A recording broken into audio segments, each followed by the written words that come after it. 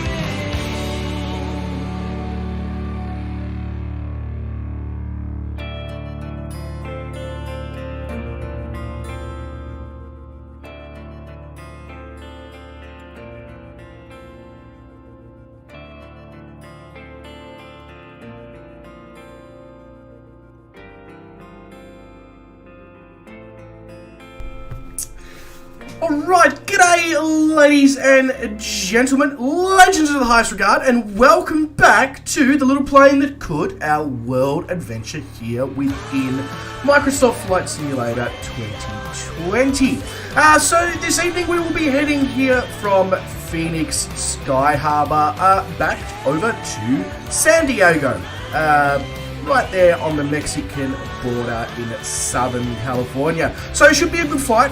If you haven't picked up the flight plan yet, it has been thrown in the Discord, so please do go and pick that up. It's we've got most of our journey this evening is over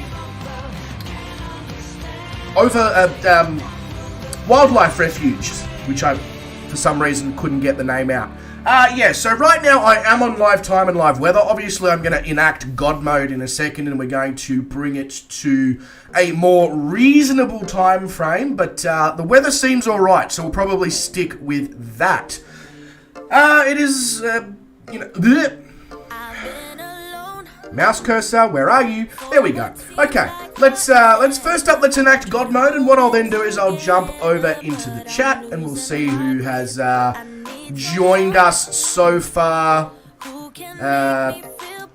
this evening. I know there's going to be a few latecomers, especially now since this part of Australia is into daylight savings, which means that we're all an hour ahead of where we were previously. So everything's probably happening an hour earlier for the rest of the world. I will try and endeavour to come up with a way to potentially solve that problem on a few streams per week, but unfortunately on the streams when I have work early the next morning, I really don't have a choice on the start time. It's either start now or don't stream kind of thing, or do really short, like 60 to 70 minute streams, which kind of isn't really worth it, I don't think, unless we're like testing out a new aircraft or something that's been dropped, in which case maybe. But yeah, so, and also again, I don't know if anybody saw the message in Discord. I just wanted to take an opportunity to apologise to you all for being a little flaky on what stream we're doing and when over the last sort of 10 days or so. Got a little too excited, scheduled a little too many streams, and shot myself in the foot as the week progressed and I became more and more tired from working. So, lesson learnt, control my want to schedule 400 million streams just because I feel good on my days off. I need to remember that in 3 or 4 days' time, I'm going to be pretty tired. Yeah, exactly, Sean. That's the other thing as well. We can't talk long enough on a 60-minute stream. If it was a spontaneous, out of the blue stream, I can understand a 60 to 70-minute stream. I can. I would have no problem in doing that.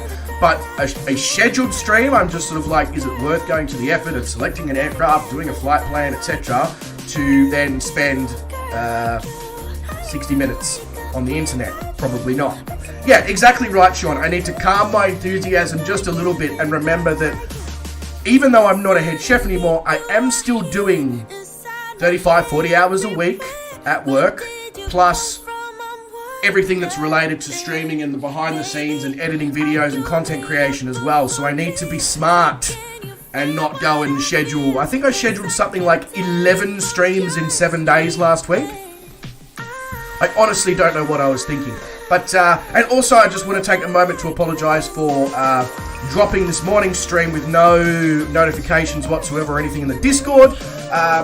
Quite simply, as those who have been watching the last few streams, they know I've got a little bit of a very, very mild cold, but I decided to mow the lawns yesterday, and that caused all sorts of havoc to my sleep, which meant that I actually saw the sunrise before I fell asleep, which means I slept until about half an hour before the stream, and I was like, yeah, it's not happening. Sorry, I was just not in a good, I wasn't in a good mood, and I don't want to do a stream when I'm in a shitty mood and, you know, all that sort of stuff. So I figured it was just better to shift it along and focus our attention on this evening's stream. Right, now that all the housekeeping and paperwork is out of the way, we should now jump in the chat after all of that extra talk, and see who has who's made their presence with us. So we have Mr. Zach's Gaming Lab. He's here. Well, he may not be here anymore, but he was here. So Zach, mate, if you are here, or if you were here, or if you drop in later, not that you'll be able to hear this if you drop in later, but g'day, mate. Welcome to the stream. Hope you're doing really awesomely.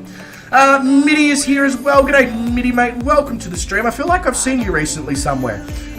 Probably it was about this time yesterday evening, wasn't it, that I was streaming? Oh, maybe a little bit later, but yeah. Mitty, mate, welcome. Hope you're doing really awesome. Cheers for being here. Sean says, morning, I hope everyone is well, and he is looking forward to a great flight. Me too, Sean. Me too. Hope you're doing absolutely wonderfully there, you absolute legend. Then Sean proceeded to try and get the server, the flight plan up without me actually having anything connected to the stream. Nice. And Sean apologising for flying something different, so I'm keen to actually see what he's got. Yeah, but don't leave us hanging there, Sean. Just don't be like, oh, sorry, I'm flying something really interesting, and then we find out it's like a Cessna 152 or something. Although that wouldn't keep up with the Trinidad, so I'm going to assume it's not. Anyway, Tootie B says, g'day peeps and Bryce, g'day Tootie mate, welcome to the stream, hope you're doing really, really well. Lazarus says, hello, g'day Lazarus mate, welcome to the stream, hope you're doing awesomely as well. Righto, so that's the niceties all done. Hope everyone's enjoying their, what day are we, Tuesday? Hope everyone's enjoying their week so far. Some of you might still be on Monday, I'm not. I've given up on trying to figure out how time zones work after the time's changed. I'll figure it out again once everybody who's going back an hour from their daylight savings does that in November. Then I'll figure out what time zones are what again. But at this point, I'm just like, yeah. 3Paul82 says, G'day Paul, mate, welcome to the stream. Hope you're doing really, really well. If you are interested in joining us on this flight plan, we'll give you a link to the flight plan from the Discord and all the various information you know, you need to know, should I say.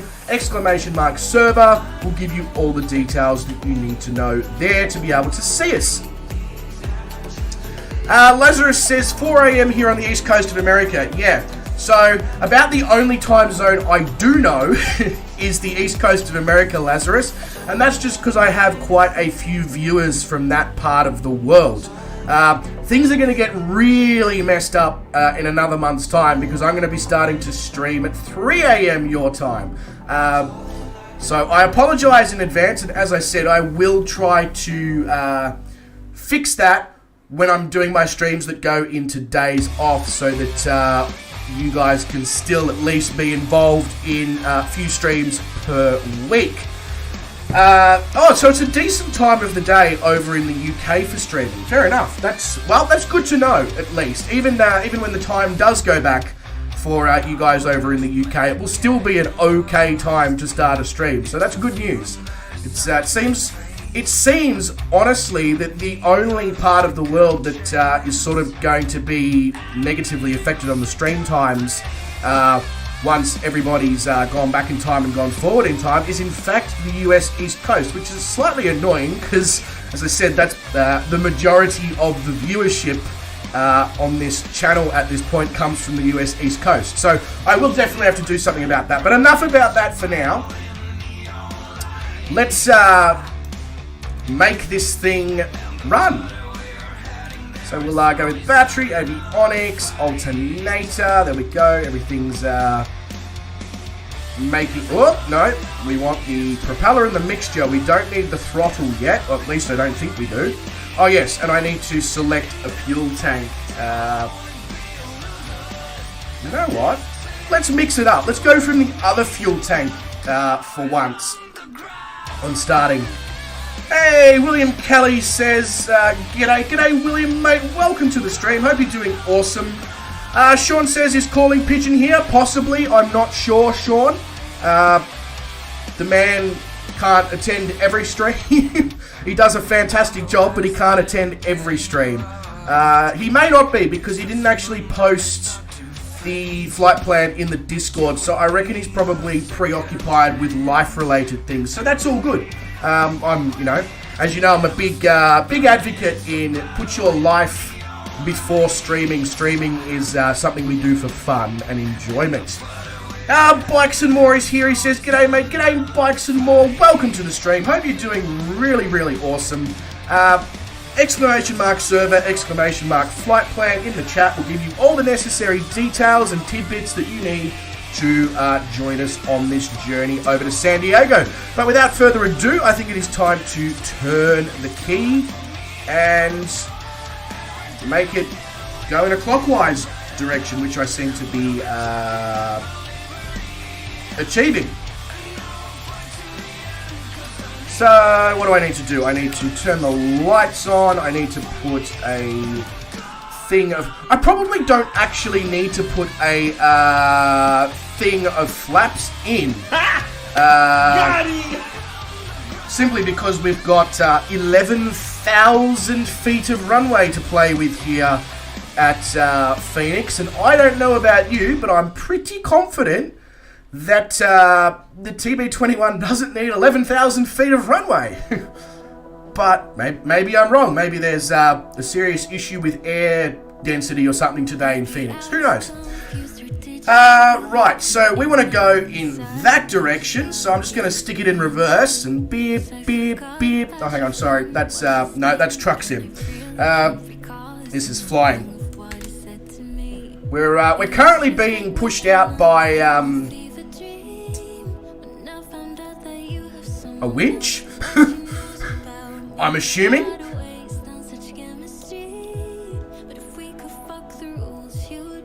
Not flying, but you'll wave as we fly over your house, William. Hell yeah!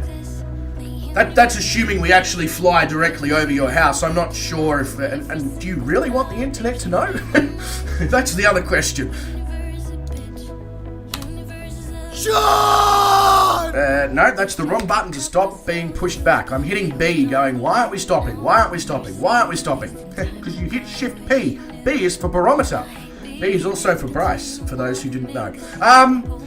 Yes, Sean is in the house. The wheelchair hoon is in the house. So, your choice of active runways, at least according to little nav map right this second, you want to pick from 2.6 or 2.5 left or right. That's going to give you a nice headwind to get up. I think I only have to go left ever so slightly. Also, I just want to apologise. Still no track IR. For some reason, just doesn't seem to like the sim right this second. It occasionally just goes through those time periods, and it usually just comes good on its own, or when they throw in another surprise update or whatever, and they go, hey, whoops, we missed this. This is why it's not working properly. So, I mean, it's not really detrimental probably to you guys, but it's definitely detrimental to me on, especially on approach and landing, not having that track IR. Definitely makes it a bit more of a guessing game. But, right, so, I want to go left. Yes, I do. I think we've already been over that. Forwards. So, I believe runway 26 is just over here, so I'm going to make use of it, seeing as it's right on our doorstep. We can even put a welcome mat at the entrance to the runway. It's that close by. The only thing I will need to make sure is that I'm actually going to be heading in the right... Okay, I can't enter the runway from there, so we're going to go that way. And then we're going to go left.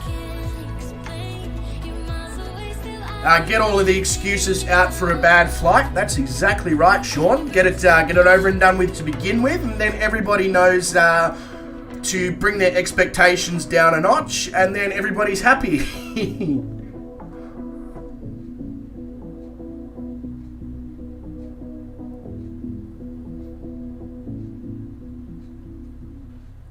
Alright, so I will stop.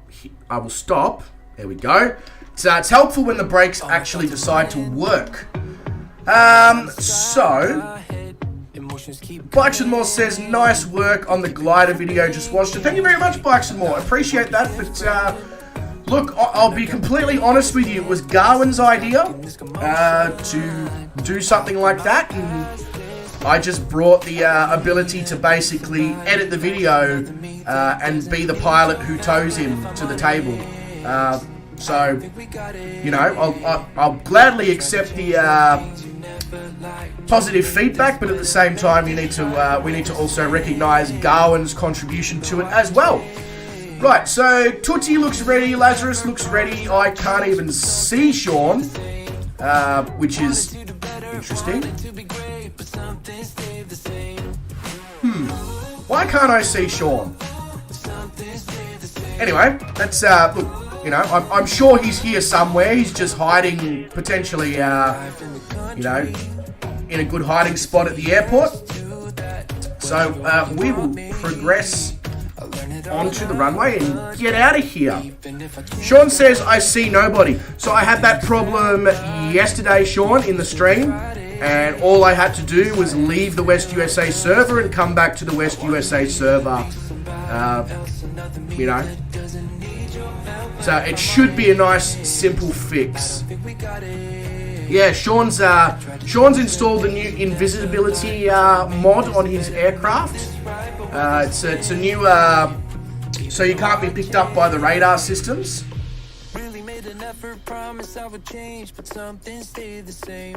Sean started at the end of the flight. Oh, okay, that's alright, Sean. It's alright, it's just, I'm more than happy to wait, Sean, for you to jump in at Phoenix.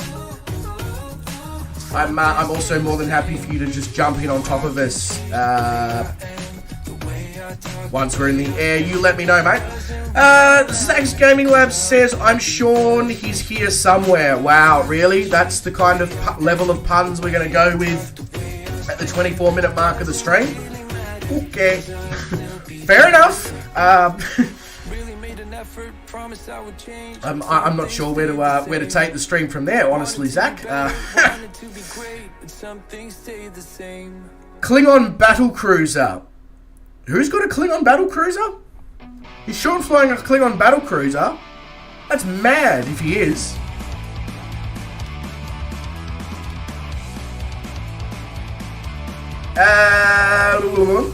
Mr. Dale, are we waiting for you to make your presence? Okay, you're going to jump in. Cool. Wonderful. Wonderful, wonderful, wonderful. Alright, without further ado, let's Top Gun this shit.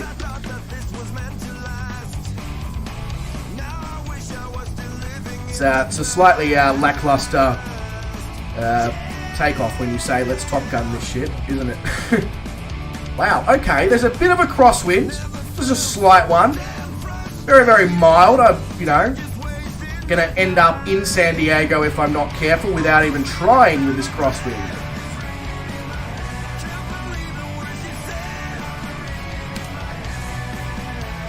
Righto, gear up, positive rate. Hang on, that's the wrong way around. Positive rate, gear up. Whatever. They both end up being the same thing in the end. Benny says, wow, is everyone streaming super early today?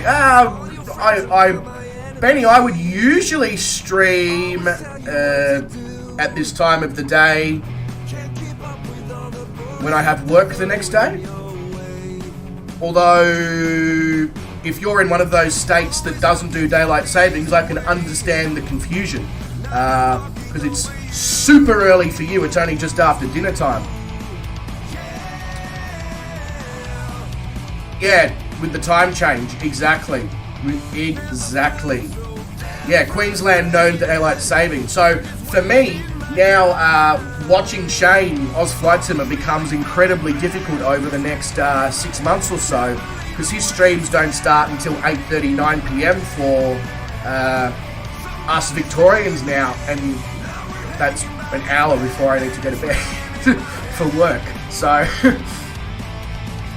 but that's alright, that's alright. Just we'll just have to make up for it by streaming ourselves, It's a sacrifice I'm prepared to make. I usually stream at 22:30 or 2300. Benny, you're not wrong, but I haven't streamed at that sort of time since before I went to Asia.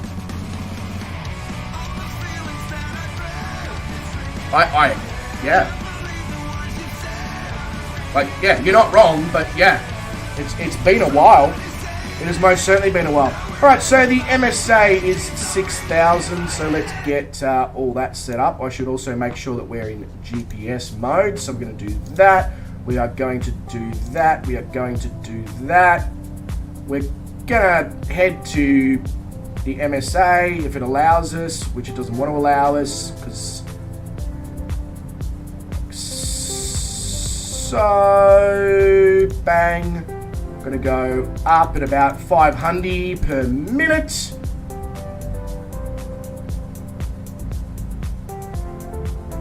Cool. Bring the flaps in. Set all the various things here. Bring the propeller a bit further back. Let's sort out the mixture. Balance that. Let's sort out the throttle. Get that all under control. Beautiful. All right, so everything is where it needs to be. Clayton Weiss says, hey, ready for a good stream? I most certainly am, Clayton. Are you? That's the question on everybody's lips right now. Are you? But Clayton, mate, welcome to the stream. Hope you're doing really awesome. Pleasure to have you here, and if you'd like to join in the flight, let us know, and we can give you the various bits and pieces of information that you're looking for. Sean says I need to load the correct flight plan. I had 141 loaded in, but you're 142. Not a problem, Sean, mate. All good. Drop in on us when you want. If you come on, if you come in above, below, in front, behind, whatever, all good. It's you know that we're very chilled out about these streams. So, oh, there he is. There he is. He's on the runway. He's in the BAE 146.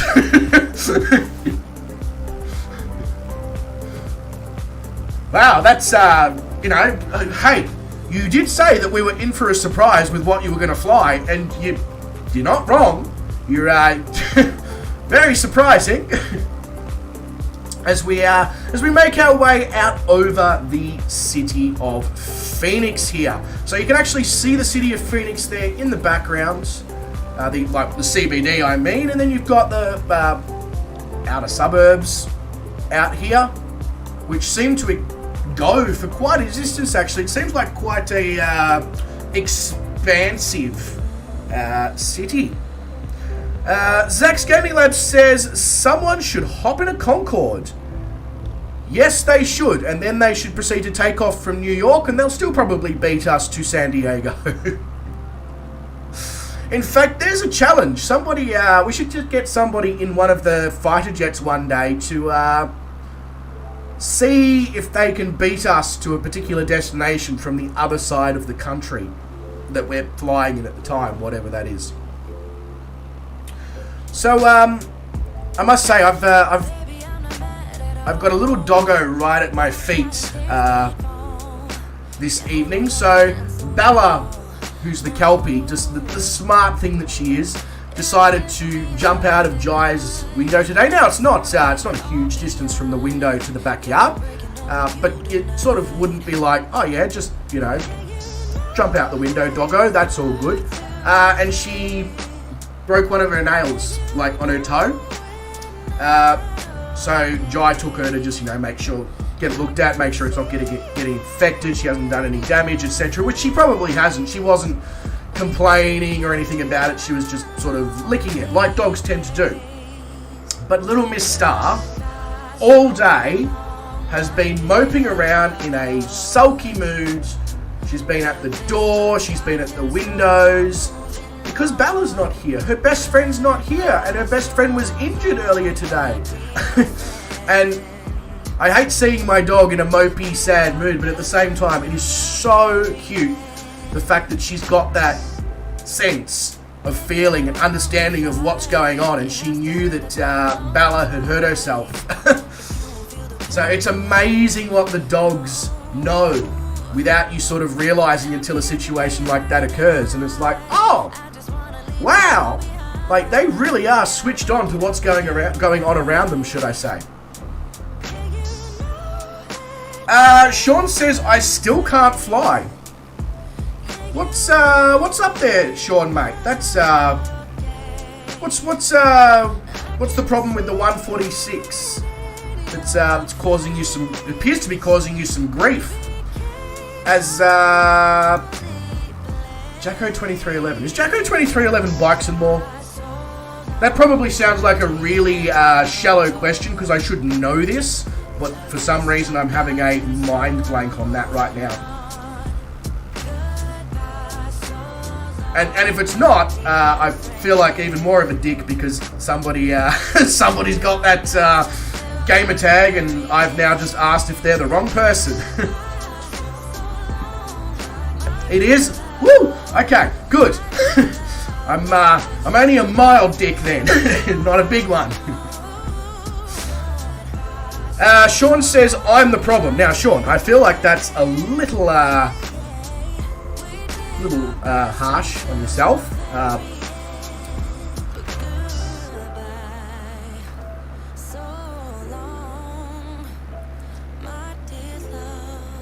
I'm not sure what else to say. Sean. So I'm just sort of sitting there hoping that the brain will come up with something else to say. But Sean, mate, if there's anything we can do to make your flying experience more enjoyable this evening, please let us know. Pretty flexible people around here. If you want us to make a touch and go at one of these small airports along the way or whatever, and pick you up, if you just sort of don't want to fly or you've sort of given up or whatever, let us know about that as well, and I'm sure we can get that organised for you. So, unfortunately, it doesn't actually show up in the sim, but somewhere over in this part of Phoenix, there's sort of a spiral watchtower that's about 60, 70 meters up in the air. I tried to see if there was freeware and stuff available to put it in, because it actually looks quite cool. Unfortunately, there wasn't. So basically, the best I can do is that you might see a photo of it from the top down. And even then, it's not super big, so who knows? Sean says check Discord PM. No worries, Sean, can do.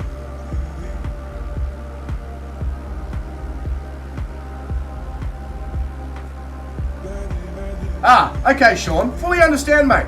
Well, if you want to just jump in with one of us as passenger, you are more than welcome. Fully understood there, bro. You'll watch and chat with great people. Hey, as I said, if at any point you want to jump in and passenger, just let us know. I'm happy to pick you up from any of these small airports here on the outskirts of Phoenix, and I'm sure some of the others who are flying along with us this evening as well probably feel the same. So we're actually coming up.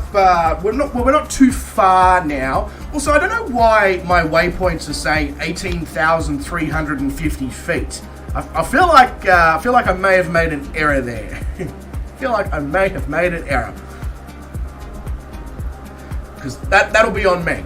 It shouldn't say 18,350 feet. Anyway, as I was saying, we are coming up on the Kofa National Wildlife Refuge on our right-hand side. Not actually too far past Buckeye Municipal, and that's how you know that you're in the US, when somebody's named the airport Buckeye Municipal. William says, is this the right chat then? I bloody hope so, because I'm reading it. If it's the wrong chat, you guys are watching a different stream, well, things are really going to be all sorts of screwed up, aren't they? Alright, so I think it's time to put some water in my mouth, for hydration purposes.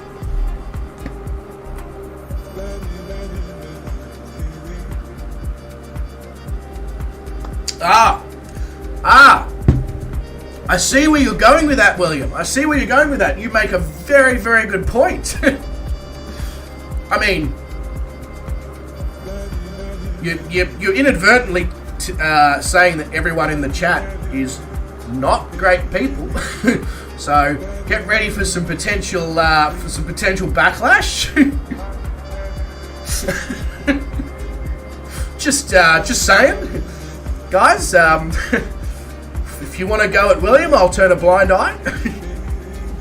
Nah, all good. Zach's Gaming Lab is back. G'day, Zach, mate. Welcome back. You're, I hope you're doing awesome.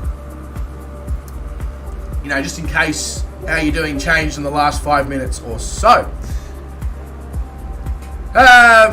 Benny Big Bucks agrees with William. Sean disagrees with William.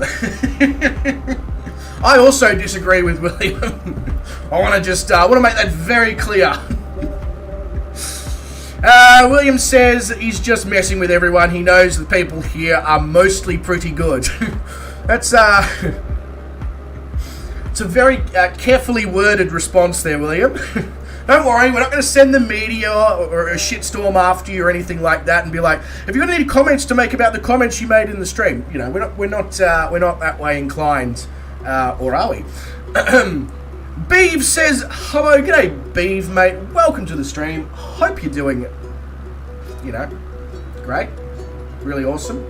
All those things. I think I'd tone down the enthusiasm for a sec. Just, bring everything back to some sort of normality, which is weird because I don't actually think I know what normal is. Beef says, how are you today, mate? I am doing awesome. How are you going today, Beef? So it's great to see you as usual. You're more than welcome to jump into the flight as well. In fact, please do jump into the flight if you're looking to jump into the sim. Sean says, the democracy has spoken. You're outvoted. Ban William Kelly? I feel like that's a little harsh. He did retract his comments. I think we can give him another chance, Sean. I think we can. Mr. Zach's Gaming Lab says, I did some more hot laps with traction control and ABS off, and Assetto Corsa hits different. A lot of spinning. Well, yeah, in my experience, like I haven't had a huge amount of experience with playing Assetto Corsa, but it has all been with a wheel and a shifter. And yeah, it's pretty realistic. I'll leave it at that. It's pretty bloody realistic. You make, the same sort of errors that you do in real life, you pay in a similar way that you do in real life. The difference is it is, in fact, simulated. If you do take out 7 trees on the way through, you're not going to then end up in hospital, which is, I guess, good. It's a good thing. But those of you who do like a little bit of Assetto Corsa, I feel like we need to do a little bit of shameless not self-promotion, just shameless promotion or shameful promotion. That's one of those two in the chat. So we've got an exclamation mark Zach in there. That'll give you the link to Zach's Gaming Labs channel. Sounds like he's making his way through Assetto Corsa quite well, and if we all make enough noise, we can probably get him to start uploading some of these videos, even the test runs and the fails, to his YouTube channel for our entertainment purposes, of course.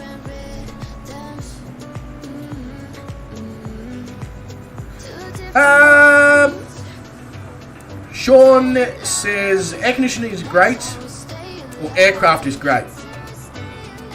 One of those two. It's either both sentences make sense. Either the aircraft is great or the air conditioning is great. They say that you need to use throttle and brake with an egg underneath the pedals. I feel like that's a very excellent idea, Sean. There you go, Zach. You have hours of footage of you spinning out. Might make a compilation. Hey, Zach, it can't hurt, can it? Like, I feel like you probably won't lose subscribers by doing something like that. If anything, you're probably going to gain them because people are going to be like, hey, this guy's funny. At least I would, anyway, if I was looking for Assetto Corsa videos. I'd be like, yeah, this guy deserves a subscription. Is this, look, so we've got Lazarus out here. We've also got what appears to be a solar panel field, or a couple of solar fields. 1, 2, 3. Oh, geez, okay. There's a fair few solar panels in this part of the world. I guess it's a powerful part of the world that we are currently traversing over. So this is also the beginning, just beyond the last solar panel field here that you can see on our right-hand side. That is the start of the Kofa National Wildlife Refuge. That's important because, well, you're probably not going to see any indication within the sim that it is in fact a wildlife refuge, because unless I'm incredibly blind or bad at researching, I don't actually think that anybody has released a mod yet for the sim that puts animals in their correct locations within the sim. I think something exists for Africa. I think something exists for bird life, but I think that's all that exists at this point. If somebody knows of anything that does actually exist, let me know. It's something I might be interested in putting in, because of course we do fly over a large number of wildlife refuge areas and national parks and all that sort of stuff. So if we can add to the experience of realism, I'm 100% behind doing that.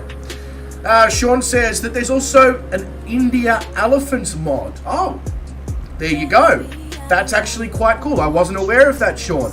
I mean, not that it affects the World Tour right now for obvious reasoning.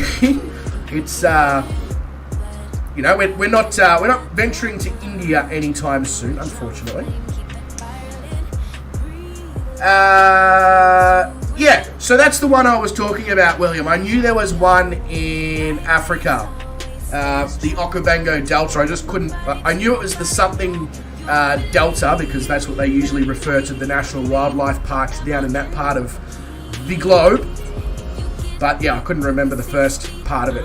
I'm pretty sure Top Gear went to the Okavango Delta, did they not, at some point? Was that where Richard Hammond had Oliver? Or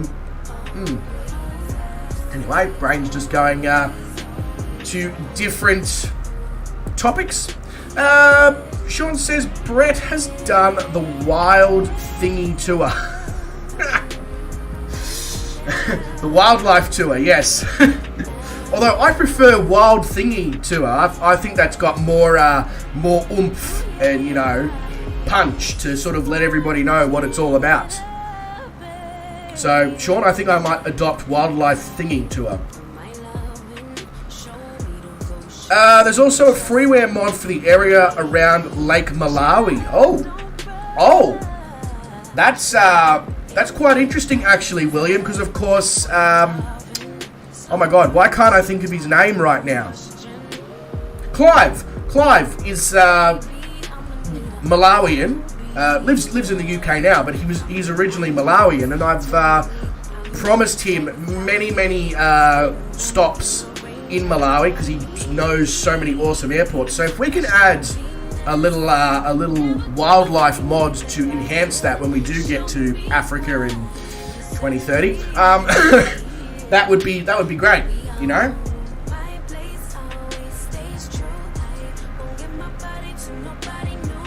Yeah, so the Okavango Delta is from Just Flight. Cool. Maybe I can win another Oz Flight Simmer giveaway and just get it in that way. So it's a little bit of a sneaky way to do it, but it's how I did get the 146. So it's pretty effective as well, I must say. It's a good success rate. On FlightSim.to, it's called We Love Hippos. Oh, I love it. We love hippos. You know what? Do you know what the difference between a hippo and a zippo is? One's a wild animal in Africa, and one's just a little lighter. Yeah, it's probably not my best work. What happened to Hippo 1? It was superseded by Hippo 2. Sean, I can only assume they probably did release a We Love Hippos 1, and then no doubt a Microsoft Flight Simulator Sim or World update made it all go to various levels of crazy like it does, and then they probably had to release version number 2. At least that's the common sense explanation that my brain has created without actually doing any research or acquiring any knowledge on the topic. Yeah.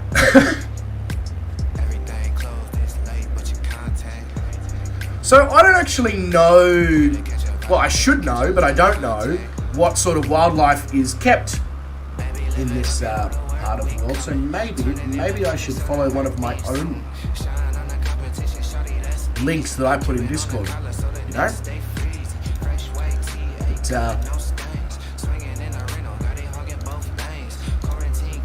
So it's in the Yuma Desert. Yes, we know that. It's a region of the Sonoran Desert. So bighorn sheep,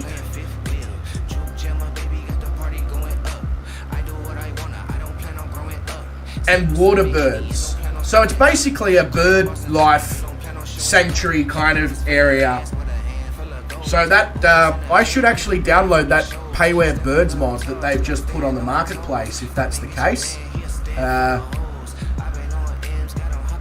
Because I feel like it, you know, if we can at least get that in our in the wildlife refuge areas, That will add to the rural experience, possibly, maybe. We could even get a bird strike and challenge ourselves. Tootie says I have the Okavango Delta hayware. Good. Is it any good? I've heard good things about it. I just don't have it yet. Sean says I always thought hippos were big. They are. I think that's like I've seen two versions of that joke. One is the one that I said, you know, one's a large African animal and the other's a little lighter. And then the more simplified version is a hippo is big and a zippo is a little lighter. Both has the same punchline in the end. Yeah, I reckon. So I'm not even sure the Kit Fox, Sean. I reckon the Zenith 701, the CH701 Stoll. That thing would be nuts in places like the Okavango Delta and all that. Because that thing doesn't stall with full flaps until you're doing about 25 knots or something ridiculously slow. Yeah. Although I'm sure the Kit Fox would also very, very much suit the the Okavango Delta, but yeah. There you go. That makes perfect sense then, William, doesn't it? That makes perfect sense. Mitty is back. He just finished dinner. What did you have for dinner, Mitty? What kind of tucker was on the dinner plate this evening?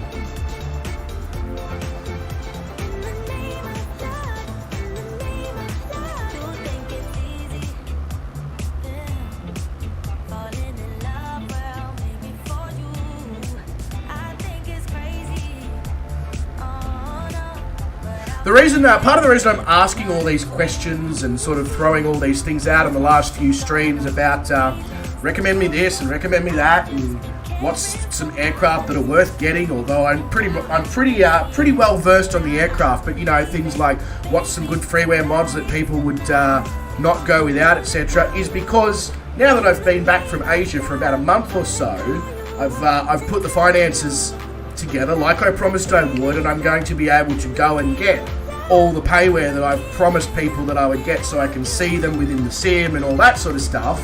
But obviously I figured whilst I was doing that, I should also ask about other items, cheap items, freeware items, things that people are using, because I'll do it all in one full swoop, you know? Oh, that's interesting, Minnie. You say tucker. So mine is wait, and then I can get her to sit and wait for like 5 minutes, and then I'm just like, okay, go. And that's when she goes and eats. It's interesting how we all have various different commands for our pets that basically mean the same thing, but because pets only understand a small portion of the English language, especially dogs, or whatever language you speak, sometimes you find that if you give the same command to another dog, they look at you like you've just spoken another language. Technically you have, because that's not what they're used to hearing. Sean says, part of me wants the Kit Fox but still can't justify buying. I don't think I'd use it that much for me, but I bet it's an amazing craft. The Kit Fox is quite expensive, isn't it, Sean, for a Bush Stoll aircraft. If you haven't got the Zenith or the Aviat Husky or anything like that, they are less than 20 Australian dollars. So, I mean, they're not quite a Kit Fox.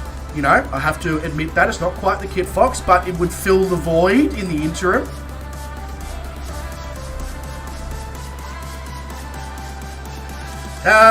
Mitty had venison stew with rice.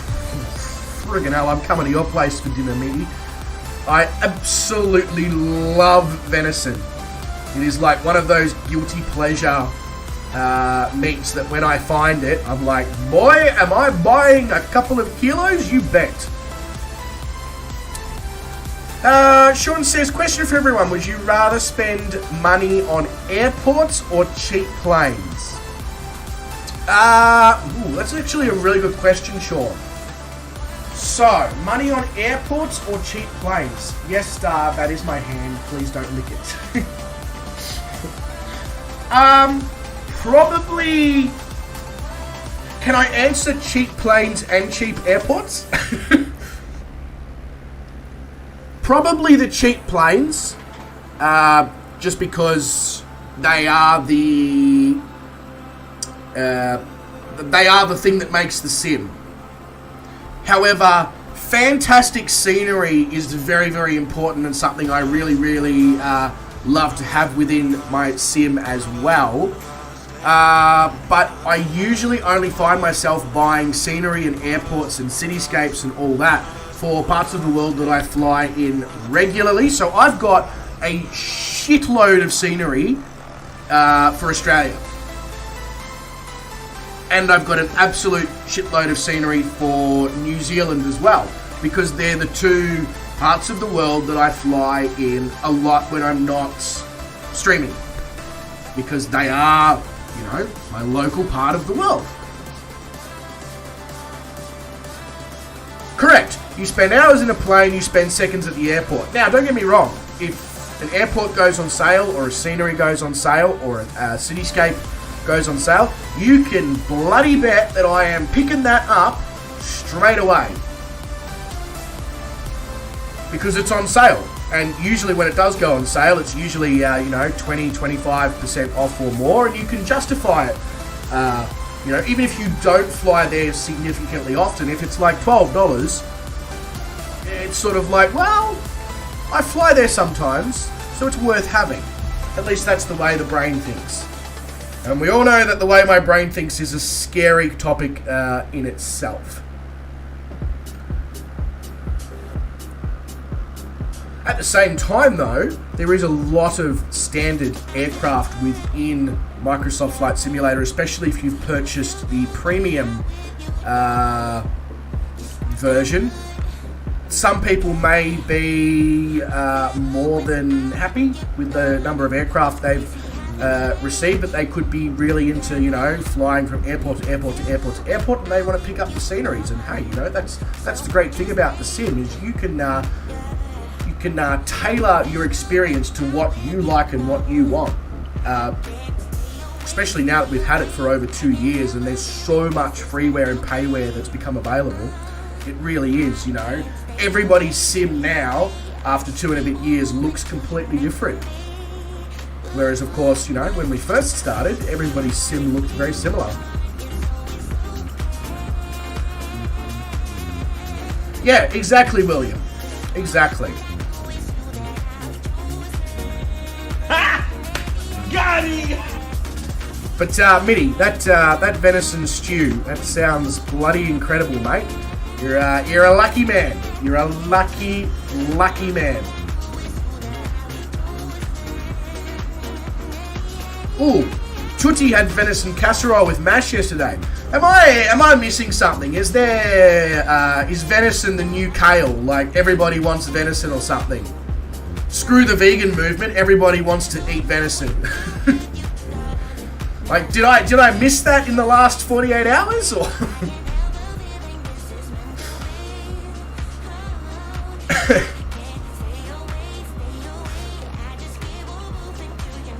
Hey, I mean, if you want some venison, we are currently over a wildlife refuge, but the reason it's a wildlife refuge is because you're not allowed to... Never mind. Benny Big Bucks is vomiting from kale. Benny! Have you had deep fried kale? I mean, I know that completely eliminates all the health benefits that kale provides, but it's a good way to eat it. It's very palatable once it's been deep fried, like most things are.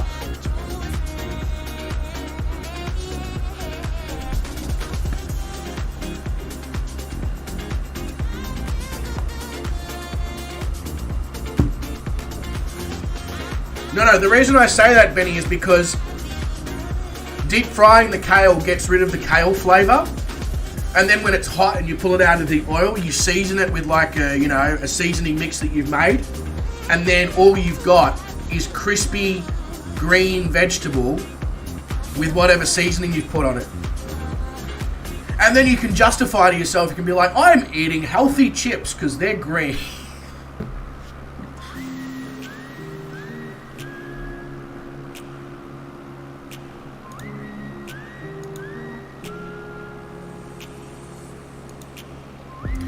Bloody freaking this channel, I swear it frequents all the flight sim stream. It was on Shane's channel earlier on, it was on Jacko's channel, now it's on my channel. It'll probably make an appearance on Jacko's stream later on this evening as well.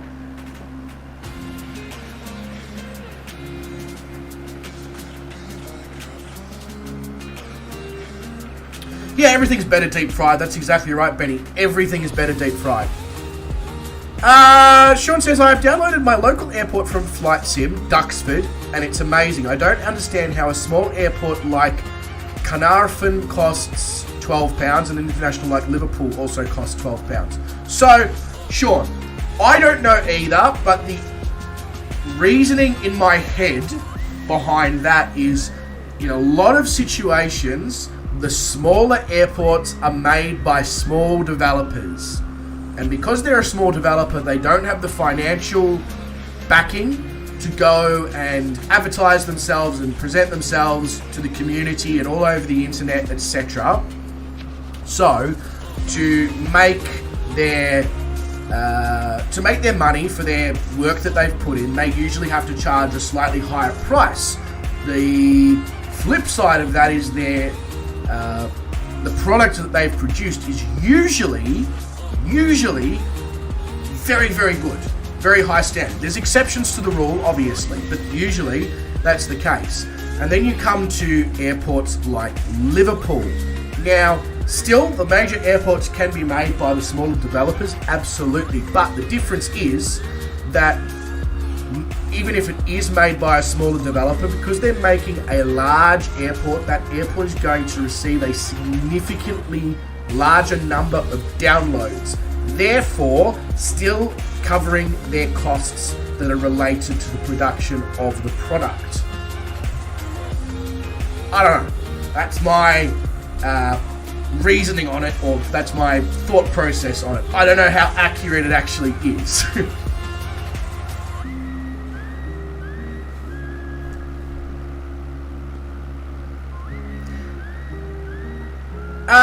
So, Steve, I'm pretty sure somebody's made a freeware Canberra on flightsim.to. Don't quote me on that. And the other thing, of course, is although Canberra Airport is not like the way it looks in real life within the sim, Canberra itself is. It's one of the photogrammetric cities within Bing Maps. But yes, you're right. No one has ever made a payware Canberra airfield. There was rumours at one point that AUC and Impulse Simulations were potentially considering it, but those rumours have since disappeared. So I can only assume that somebody probably created those rumours falsely. But, who knows? There's been, this sim has had the largest number of small airports and small developers that I've seen pop up. Like comparing to FSX and all that, you wouldn't see people doing some of the airports that they've done for Microsoft Flight Simulator. So, I'm not saying hold your breath, Steve, because you probably asphyxiate yourself, but, I mean, if there's any sim currently that's likely to get a payware Canberra airport, I feel like Microsoft Flight Simulator might be the one that finally breaks that mold. At least I can hope for your sake that it is. Although I actually wouldn't mind having a Canberra airport. I think it would suit the sim really well because Canberra is already a photogrammetric Bing Maps city.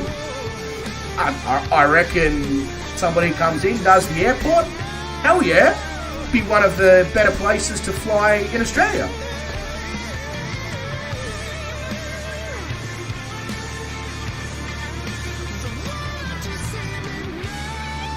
So what we're coming up on now, just on the other side of this slightly mountainous terrain, is the Yuma Proving Ground.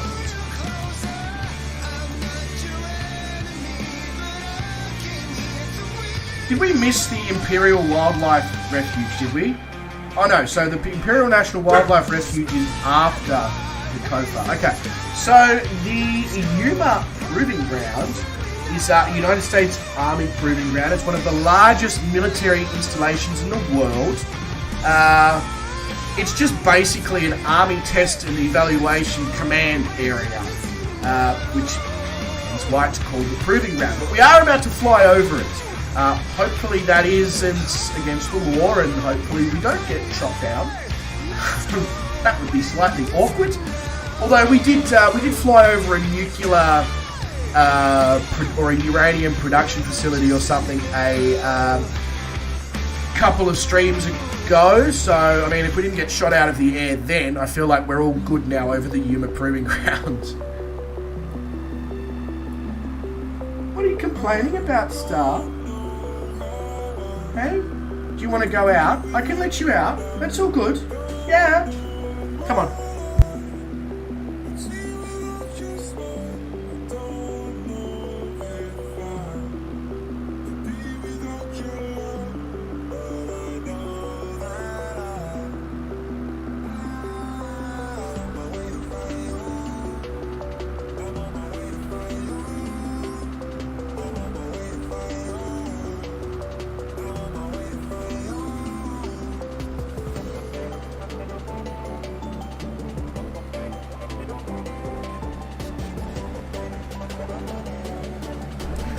It's incredibly cute. She's wandering around, she's looking at the front door, she's looking at the back door, she walks into Jai and Bella's room,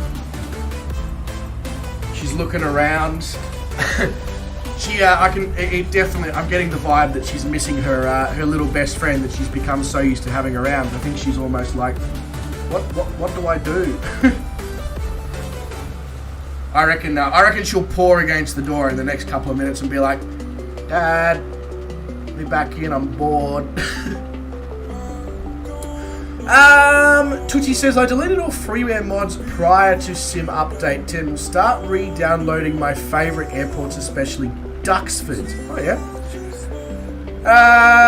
I would too. Tootsie, I would absolutely download Canberra Airport if it was something that was released within the sim. 100%.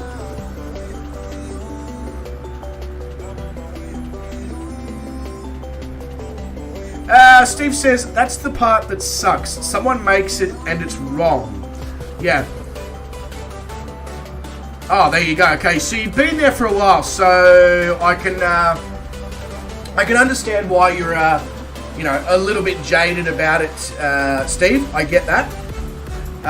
But like right now, not all, in my experience, the ILS doesn't even work properly at Canberra Airport within the sim. If you set up the A320 on auto land or whatever, it will actually land next to the runway, which is, not really what you want. Sean says, sorry, been away, missed last bit. Hey, all good, Sean, not a problem. So I'm assuming down here right now, because this is not listed in the sim or on little nav map, these two little strips. Oh no, sorry, the Laguna one is. I apologise. The big concrete one is. Maybe. Is it?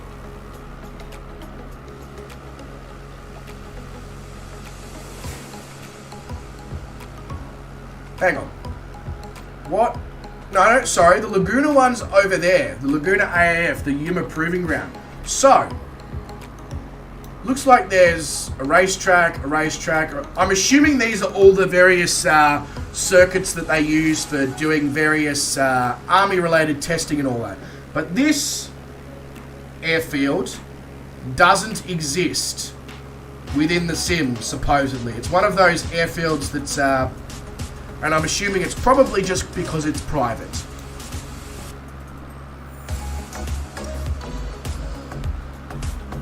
How hard is it to get the capital of a country right? Well, Steve, to be fair to developers and stuff, in the scheme of global capital cities, Canberra's not exactly renowned for its massive size or population, is it? would definitely be one of the smaller capital cities around the world, probably only beaten out by places like Wellington in New Zealand and all that. So I can understand completely why you are jaded, but at the same time, I feel like they're going to prioritize, places like New York, London, Paris, etc., where people always fly. But eventually they're going to run out of major places to focus on, and they're going to have to start focusing on the smaller locations. And that is when I think places like Canberra and all that, and Newcastle in New South Wales, I reckon, will get a good look in. I reckon the Gold Coast Airport will get a look in as well. And I reckon Townsville Airport will get a look in too, if it hasn't already, simply because these are all the big photogrammetric cities within Australia. Sean says, I haven't seen a great version of Harare either. Yes. Again, I can understand why that is.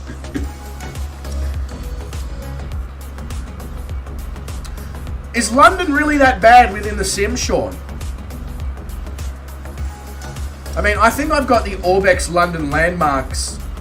I honestly haven't spent that much time flying around London, mainly because before I got the 3080, I couldn't actually fly enjoyably around London without significant stuttering and CTDs.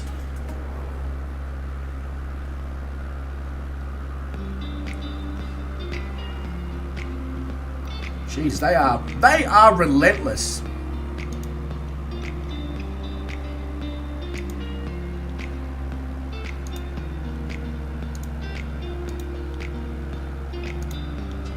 And I don't know what YouTube's doing about it, because they're jumping into everyone's streams. And in the channels that I mod for, I'm reporting every single time. I'm reporting the account to YouTube. So I don't know exactly what YouTube's doing about this, because it's been a while now that this has been happening for, that these people have been coming into streams. And it's getting a little annoying. Steve says, yes, we don't even make national stats on the news for petrol prices. It's bad when the capital city of the country that you're in doesn't even make the news. I think Canberra gets a bad rap because it's where the politicians operate from, and it's where the War Memorial and all the, what's the best way to put this? All the paperwork related things within the country and the operation of the country. I feel like Canberra gets a bad rap for that, because it's just sort of like, oh, why would you want to go to Canberra? It's just a bunch of boring old people who like paperwork. When it's not necessarily the case at all.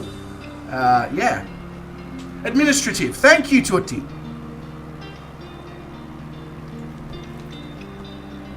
So, and then he retracted the message. You spelled it wrong. Okay, good. Never mind, don't worry about me. Yeah, so, and I don't think Canberra deserves that rap at all. Having been to Canberra a few times, including for summer nats, yeah, it's not the boring, everybody likes administration there, nobody has a life, there's nothing to do place that it gets the reputation for at all. It's quite a nice place. It's got all the benefits of a city without the massive population, and I like that because everybody's friendly and chilled out, and Nobody, there's not 455 people all running 15 minutes late for work, and they're trying to get on a tram or a train and shove you out of the way, and all that, and their face is buried in their phone. You just don't get any of that, and it's refreshing. Sean says, turn on photogrammetry in London, it's all melting. That's, I'd say that's the 3D photography technology from Big Maps itself, Sean. It's obviously not perfect. When you take a top-down photo, which they are, but they're obviously, turning a 2D object into a 3D object through the use of technology. Sometimes it's not perfect. I'm not excusing them in any way, shape or form. I mean, Orbex's London cityscape should have sorted the issue, but it doesn't appear to have sorted the issue fully.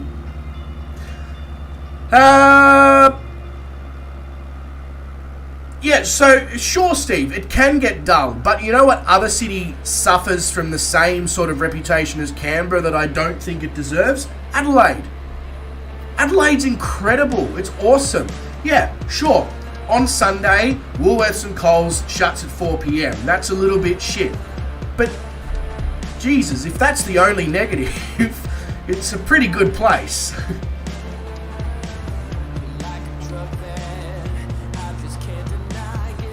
Yeah, exactly, Mitty. We do. Or go to Perth. It's got all the benefits of Melbourne and Sydney, including a great public transport system, but doesn't suffer from any of the overcrowding issues of Melbourne and Sydney at all, because there's only like 1.5 million people there. Yeah, there you go, Tootie. I wonder if I can get the ACT and South Australian governments to, pay me a commission for advertising the fact that their locations don't deserve the average reputation that they've received. I'll just send them a strongly worded email being like, I am doing you guys a massive favour on the internet. Don't worry, I'm not going to send them an email.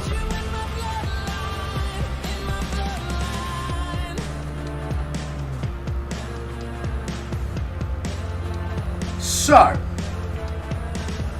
where is my mouse cursor? There. So this is the Imperial Wildlife, the National Wildlife Refuge, which has a similar thing to the other wildlife refuge that we flew over before. One thing that I did miss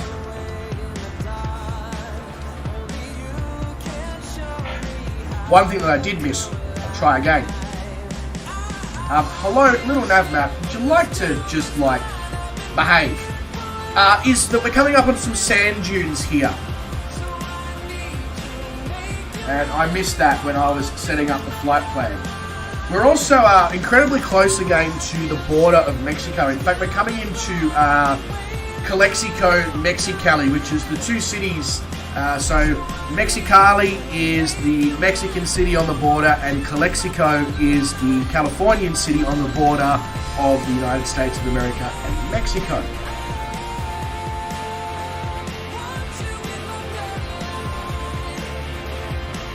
Mitty says, Perth does not have any littering issues, which I think is cool. There's no rubbish on the sides of the street like you'd find in... Yeah, probably because there's not enough people there to actively destroy it with rubbish and waste. I feel like people in WA are incredibly proud of where they live as well, especially post-COVID, because they did, they were so good at keeping everything under control. They sort of developed this, hey, we really, that thought process of, hey, this is actually a really great place to live. And it's just sort of everyone's vibed off of each other and sort of built this, this is a great place to live, and we all think that it's awesome to live here. I think that's really amazing as well, that they've managed to, what's the word I'm looking for? come together in a cooperative, an agreement. You know, somebody out there is going to understand what I'm trying to say and be able to put it in the correct wording, because I can't, because I am the master of word salads.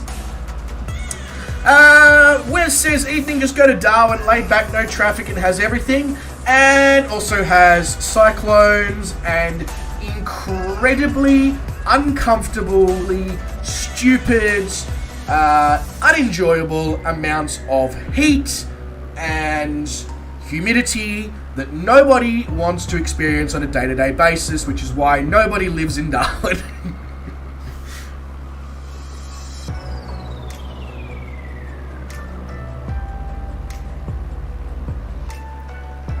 The Tourist Board of Australia is now the sponsor of me. I wish, sure, actually I don't wish, because do you know who was employed by the Tourism Board of Australia? ScoMo. And I don't want to have any involvement with that prick, even where he's been. I mean, I feel the same way about most politicians, but him in particular.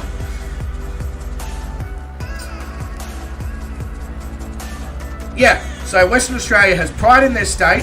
Thank you very much, Mitty. And community spirit. Thank you very much, Tutti. That's a better way of putting it. They've developed pride in their state and community spirit through not necessarily their border restrictions, but the fact that they came together and handled it so well. Sean says, Singapore is the cleanest city, but then they used to chop your hand off if you dropped rubbish. Other cities should try that. So, I don't think they do that anymore, Sean. Here's another thing for you, Sean. So, when I went to Singapore, because Singapore's an extremely expensive city to stay in a hotel in, due to the significantly small amount of land that they actually have available. Food and all that there is pretty normally priced, but hotels and accommodation is usually very expensive. Here's the thing, because of that, I stayed outside of the tourist areas in Singapore. So I wasn't anywhere near central Singapore. I had, 10-15 minutes in a Grab, or 10 to 15 minutes in the MRT trains system to make it into the... In fact, I think it was a little bit more like half an hour on the trains to make it into the centre of the city. And one thing that I can tell you straight away is, outside of the touristy central part of Singapore, in the side streets and stuff, where the locals go, which was where I tried to go, because if you go where the locals go, you're going to experience the best food and all that. Guess what? Singapore suffers from the same problem as all the other cities.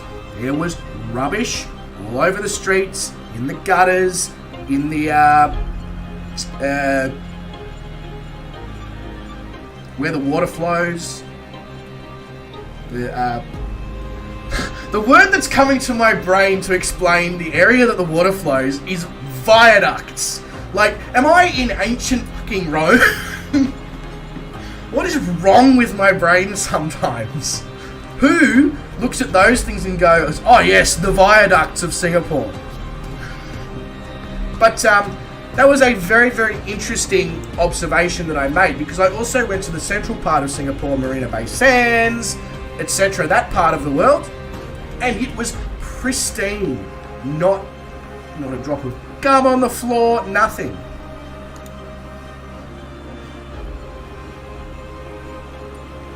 Oh, bugger off, you stupid...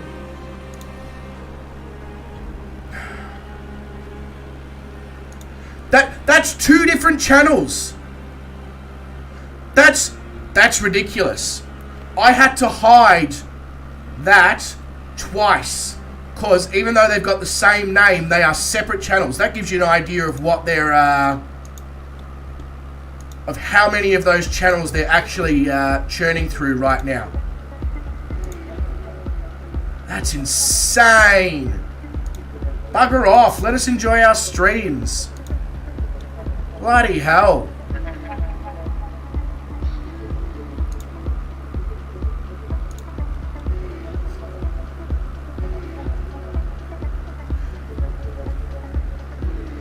Yeah, I mean, I know it's a bot, but really? 2 bots with the same name in the one stream, and the stream's got 10 viewers? I mean, I feel like you're not going to get a very good hit rate on YouTube's best adult dating site. I must ask, how do I sound to you guys? Do I sound like my sinuses are a little bit stuffed up? I certainly feel like they are.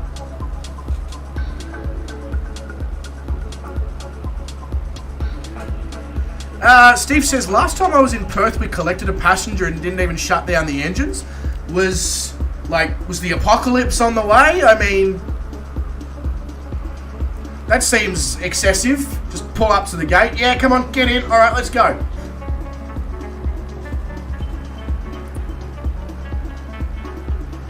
That is very cheap by London standards, Tootie. Very cheap.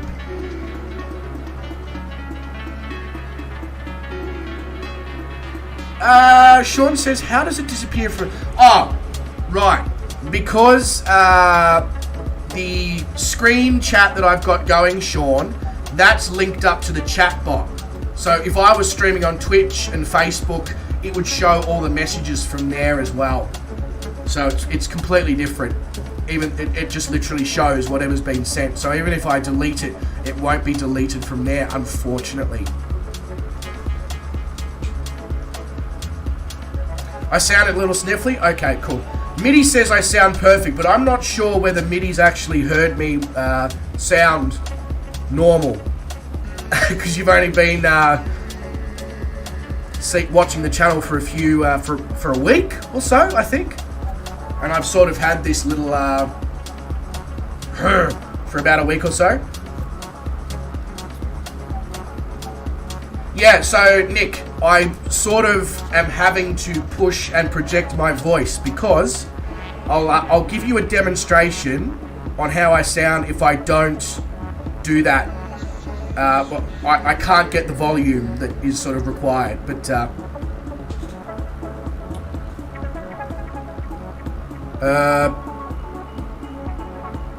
Tootie says, Wes, that's my thought. I think I'll enjoy a full day in Darwin. Better that.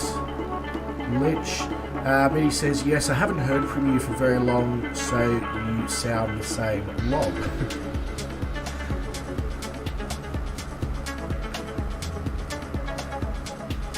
Yeah, Wes has been my chat mod. He's my chat mod in my Discord, and he's also my chat mod over on Twitch, which I obviously haven't streamed on for a while, so I figured, seeing as there was no mods currently in the chat,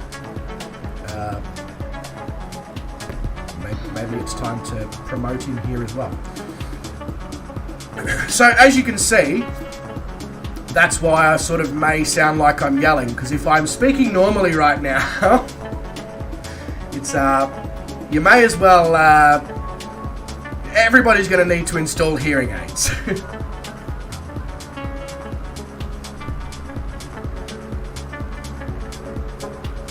Yeah, you see, that's the thing, Sean. Because I have to be loud at work, I take every opportunity to not be when I'm not there. Speaking of which, those of you who already were in Jacko's stream would have already heard this joke, but for those of you who didn't come over and say g'day over there. So, I was asking my North Korean friend how things were over there. And he said, I can't complain.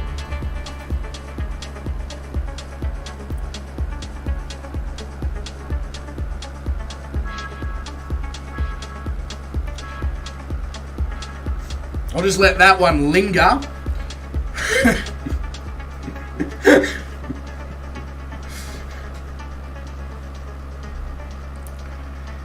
Yes, that's very true. Wes is also my communications officer. However, Wes, I now have Discord on my phone.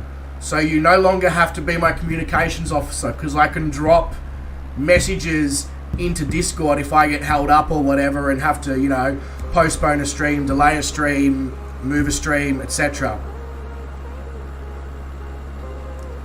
Sean says, BRB. Not a problem, Sean. All good, mate. How is that so funny, though? Mitty, because it catches you off guard. You're like, oh, yeah, you know, he's got a friend in North Korea. And then you sort of think about he can't complain, and you go... And then you really think about it and go, oh, shit. Like, he actually legitimately can't complain because it's a dictatorship.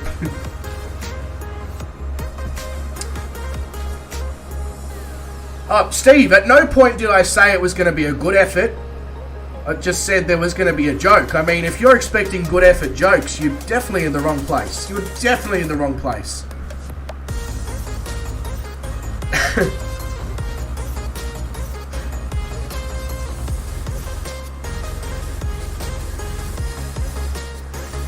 I feel like, in fact, Steve, I feel like your expectations were a little too high there, mate.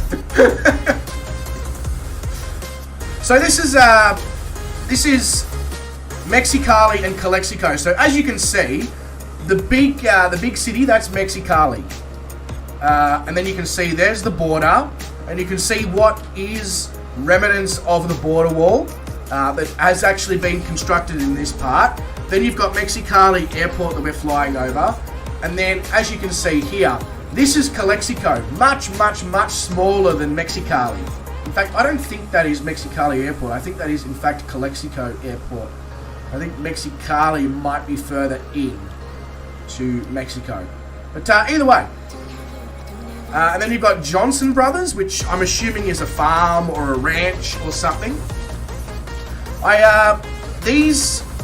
These fields, I always struggle to determine whether it's growing of crops or whether these just are massive solar panel fields.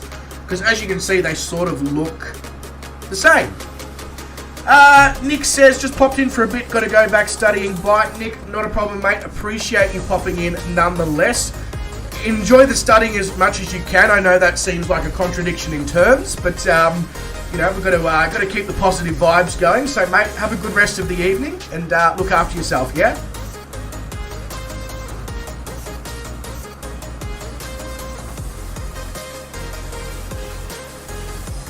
Oh, yeah, Tootie's planning an Australian trip, isn't he? Yeah. I remember having that conversation with you just before I left to go to Asia, I think. Definitely crops. Yeah, I mean, I can see now that it's crops, but you can sort of, especially these fields, you can sort of see how people might mistake it for solar panel fields, especially seeing as we saw the massive solar panel fields when we were leaving Phoenix. I should probably change my fuel tank. Whoops! Well, we're going to have an uneven fuel load on arrival here at San Diego, so that's going to add to the challenge. Steve says, that's the issue with dark humour. Do you laugh or not? Well, of course you laugh, because the lights are off, so nobody can see you. They can only hear you, and therefore they can't point the finger and be like, it was him who laughed at the inappropriate joke. That's why it's called dark humour.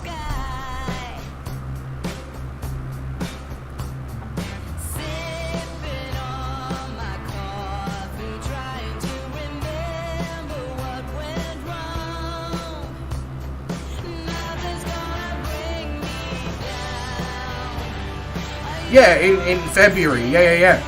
Tutti, if you've got Discord, mate, hit me up and I can chuck you, or you can chuck me some of the locations you're heading to, and I can point you in any directions that you may have, you know, skipped over or whatever. Who knows? I mean, you might already have it all set in stone. I don't know, but the offer is there if you would like to take advantage of something like that. And I'm sure Wes can provide you with the same thing as well if you message him in Discord. Between the two of us, we can probably set you up for the best Australian trip you've ever had. Not that a month is a very long period of time to travel in such a large country.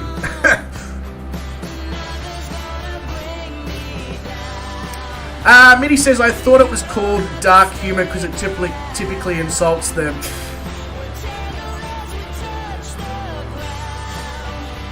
I'm so glad you stopped that sentence there, Mitty, because otherwise I may as well shut down the YouTube channel tonight.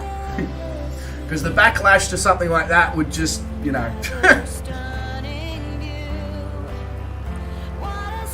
Steve says, not if you're in the room with Ricky Gervais, then everything is on the table and uncomfortable.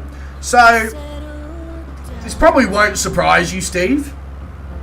I'm a big fan of Ricky Gervais's humour because it's humour and therefore should not be taken literally or taken so hard by people. I mean, if people want to take something hard, dicks exist. Take that.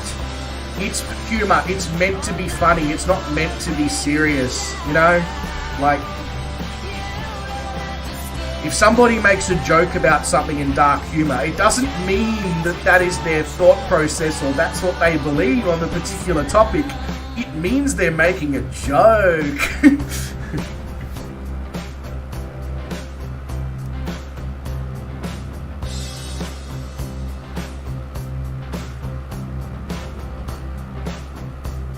Wes, hit me up in Discord. We can sort something out. Tootie says, we get a day tour of Melbourne. For the second day we have chosen Mornington Peninsula, wine and food tour with trip to Arthur's Seat.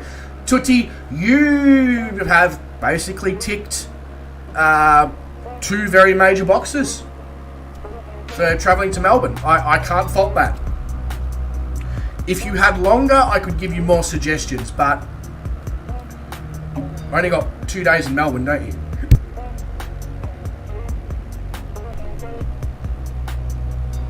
That's actually not a bad idea at all, Wes.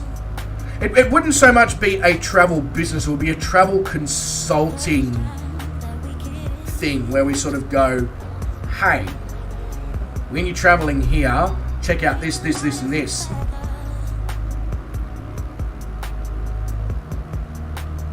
More, it's not a travel agent, it's a one-on-one kind of thing, you know?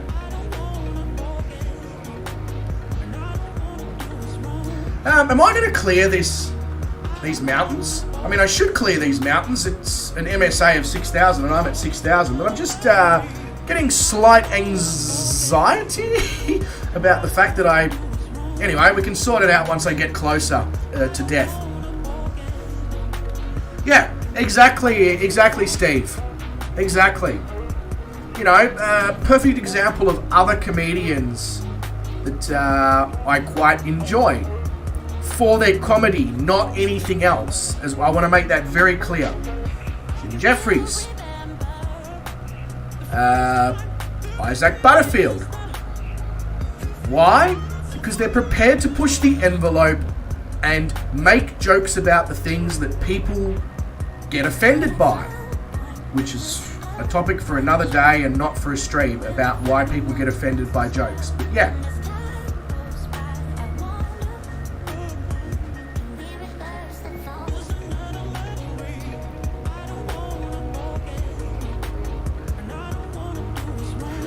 Twitty says, I've been to Oz twice before on business, but this trip is my wife's, so we are making the most of it. We have family in Perth, so 6 days there first. Now, Tutti, I will warn you, 6 days in Perth, you may decide to never leave. There is a chance of that, so just keep that in mind. It's not a problem. It's just something to keep in the forefront of your mind. Is that yeah, Perth has just got those vibes of, damn, this is good. But you probably have already been to Perth as well, so you probably know that. But yeah. But fair enough, making the most of it as well. I mean, if you've only got a month in Australia, you know, on the East Coast, as cool as each of the cities are, if you've been to Brisbane and Sydney and Melbourne, you only need to spend a prolonged period of time in probably one of those cities to get the feeling and the vibe and the understanding of what Australian cities have to offer on the East Coast, you know? Especially Brisbane and Melbourne share a lot of similarities in the way they're constructed and laid out, the things that they offer, yeah. You've been there twice. It's your favourite city in the world. Oh, there you go. So you know exactly what I'm talking about then. I haven't been there in a long, long time, and I really need to get back there because my sister and my parents have been there recently, and they just go on and on and on and on about it. It's just like, okay, I get it. I need to venture back.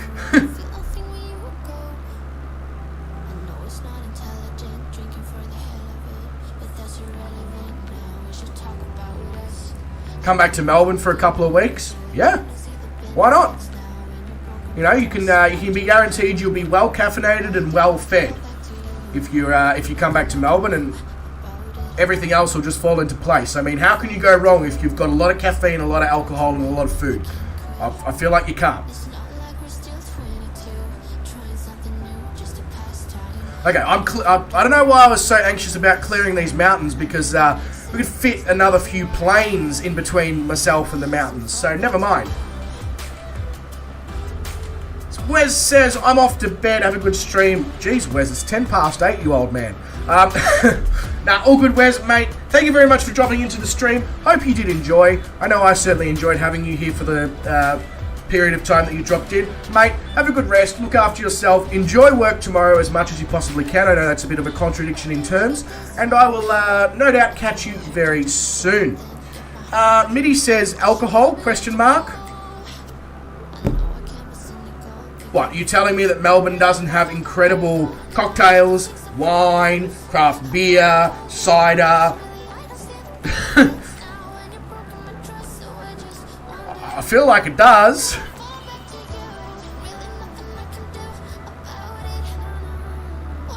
Twitty says, Perth, Kangaroo Island. Ooh, yeah, you're gonna get some freaking nice food over there. Although, just be aware with Kangaroo Island, Tootie, I don't know how well it's done recovering since the bushfires ripped through there a couple of years ago. Yeah, I mean, hope it should be should be okay, but just you know, be prepared to potentially see some significant damage from that on Kangaroo Island.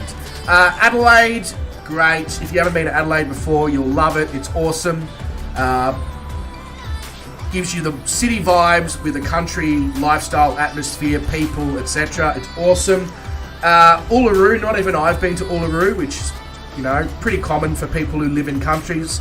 You know, they don't usually visit the landmarks, the major landmarks within and the major touristy areas.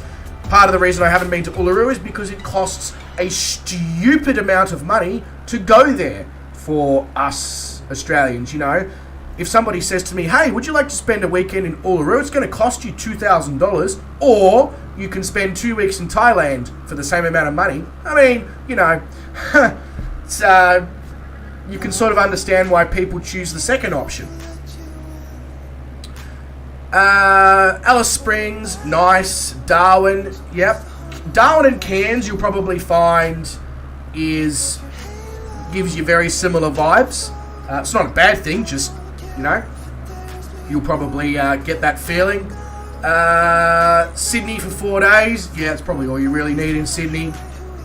It allows you to see the major bits in Circular Quay, Sydney Harbour Bridge, etc., which you've probably already seen. Yeah. So far, Tootie, you've hit the nail on the head with a lot of the things. If you were coming for 3 months, obviously you could do a much more in-depth, but it's just a reason to come back, you know? So many amazing places to see in Victoria. Absolutely. Absolutely there is. But you have to be prepared to explore off of the beaten track as well, which requires either tour operators or your own car or a combination of both. Yeah. Not a problem, just another thing you've got to organise. Which one is Quaker Island? So Quaker Island is Rottnest Island, which is the one that's off the coast of Perth there. I'm assuming because Tootie's got family in Perth and he's been there twice before, that he probably has been to Rottnest Island and seen the quackers. Not even I've done that. Another reason why I need to go to Perth, you know? Flown over and around the rock. It's yeah, I've heard that, Steve. I mean, hey, been to Ayers Rock a lot in the sim, so I've seen it. You know, basically got a good understanding of what it looks like, but just never seen it in person. Nice, nice little wind power windmills that were flying over here. Love Rottnest? Yeah, there you go. Never been to Darwin or Cairns? Yeah, so there you go. That's going to be a good. That'll be good actually, Tutti, because if you're going from Darwin to Cairns, yeah, you're sort of gonna. You'll understand what I mean. You'll be like, did we actually take a plane? I mean, they've got different tourist attractions once you get there, but the cities themselves, you'll sort of be like, this has to be the same place. But obviously, if you've got enough time whilst you're in Darwin, do... I mean, I don't know how much time you have in Darwin. If you do have enough time, Kakadu National Park 100% is worth doing. If you're there, if you're time constrained whilst you're there, just obviously make sure you go to the pier, have a crocodile burger. That's one of the things you got to do in Darwin, is have a crocodile burger on the pier. And in Cairns, obviously, the Daintree Rainforest is your major tourist attraction.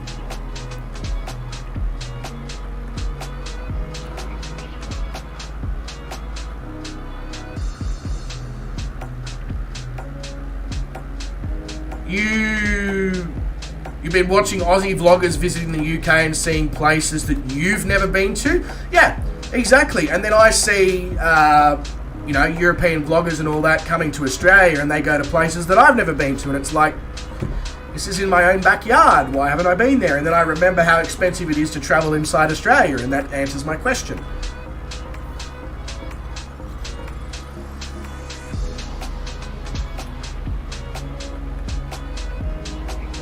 It's a very nice part of the world here. This part of Southern California, I must say. Oh God, not again! Can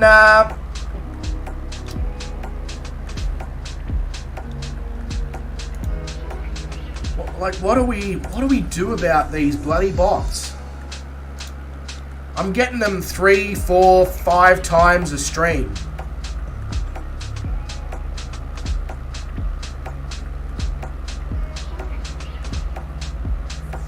It's really frustrating.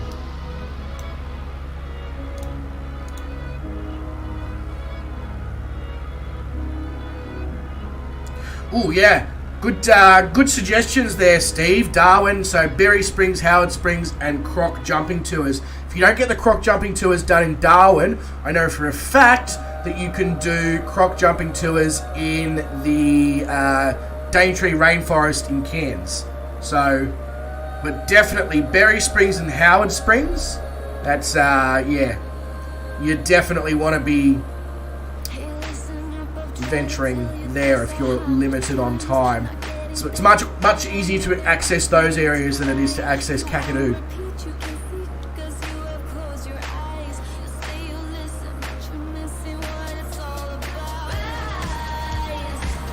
Alright, so now that Wes is gone, I need to make somebody else a mod.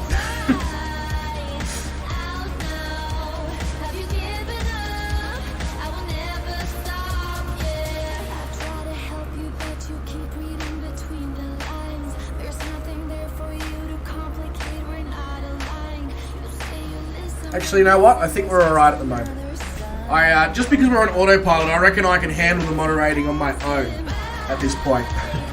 But I would have thought, I've got like 12 moderators, I would have thought by now that there would, I did that because I was like, oh, I can be guaranteed that every time I stream, at least one's going to be in the chat to be able to help me out, but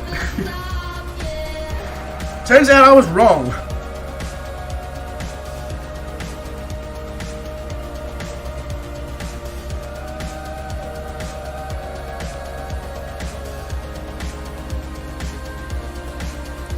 Well, so Tutti, you can put a restriction on the chat that means that only subscribers can chat. But I hate, I don't want to be that person who discriminates like that. I don't want to force people to subscribe to the channel just to be able to jump into the chat.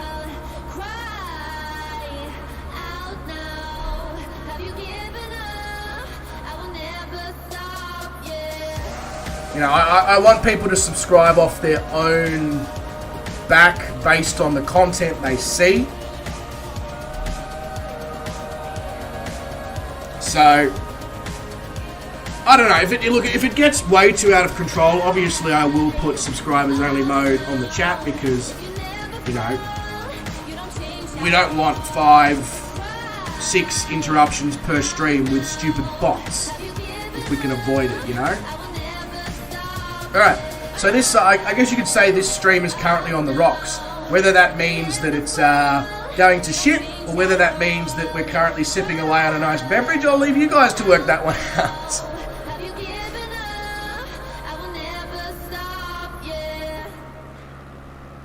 So we are going to approach San Diego from the beach side, which means we're going to approach from the difficult end. So it'll be actually interesting to see how I go approaching San Diego here, because it's not it's not what you'd call an easy approach.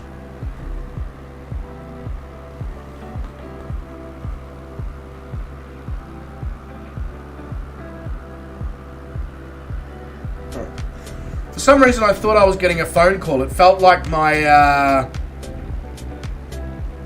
phone was just zzz. Turns out that I was just getting a whole heap of notifications. All good.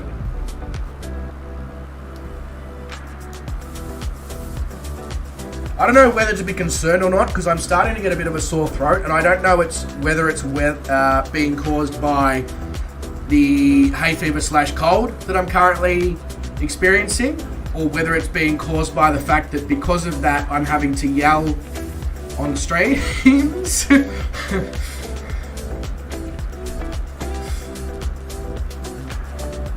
No. So, MIDI, I have my phone set up so that my notifications only operate when I'm on the phone. If I put the phone down and put it screen side down, it stops sending me notifications. But what I would have done is I probably moved my leg, which would have shaken the phone, which would have made the screen come on, and the screen would have been like, oh, he's using us. Bombard him with all the notifications that he's got from the last couple of hours. Bang, That's...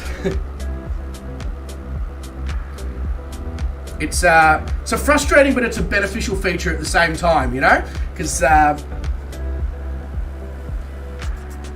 sometimes you miss important notifications, but you also don't get bombarded continuously throughout the day when I'm busy at work with, various emails and shit like that.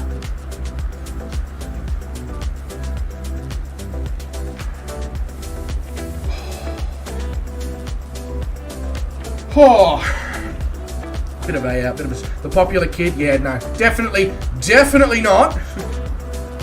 I don't think I've ever been labelled that in my life, MIDI.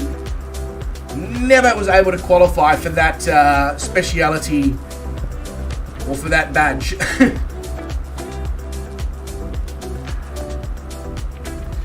This is going to be it's going to be a bit of a rough approach here as well, because as I said at the start of the stream, I don't actually have a working track IR right now because it just likes to be a bit of a prick sometimes, and I've got to do a 180-degree turn to final. So yeah.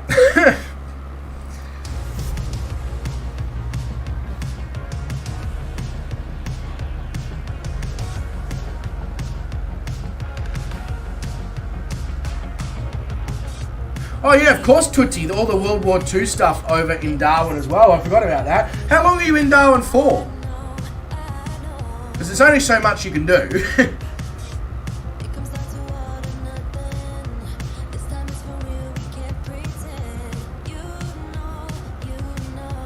It's alright, Sean.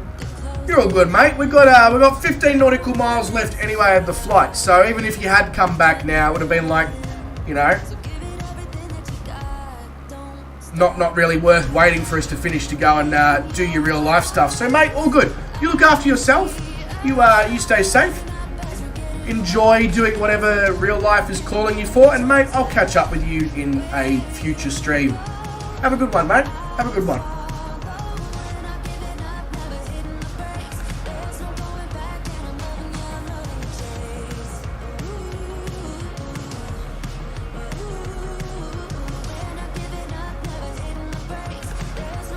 No worries, Tootie. All good, mate. Fully understand. You are all good. Again, same message that I left for Sean. Look after yourself, stay safe, enjoy whatever real life is calling you for, and I'll catch you in a future stream at some point. Have a good one.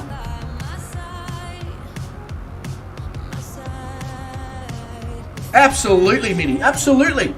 Similar. It's actually funny you say that, Mitty, because similar situation in Manila, in the Philippines. The war effort that the Philippines had with the US in World War II is a major part of their culture, and so of course is native Filipinos, which are very closely related to Australian Aboriginals in their DNA.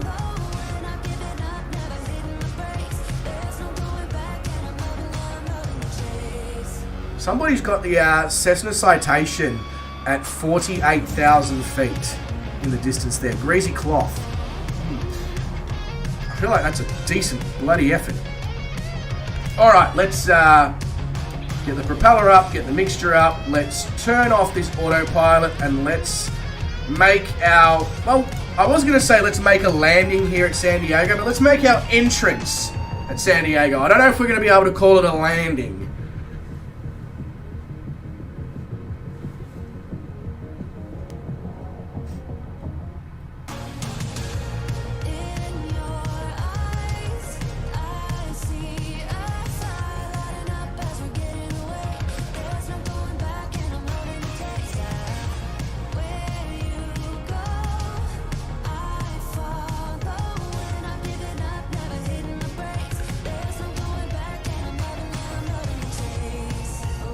It's actually a shame about the clouds and stuff, because I really would have liked to have seen San Diego on the way in.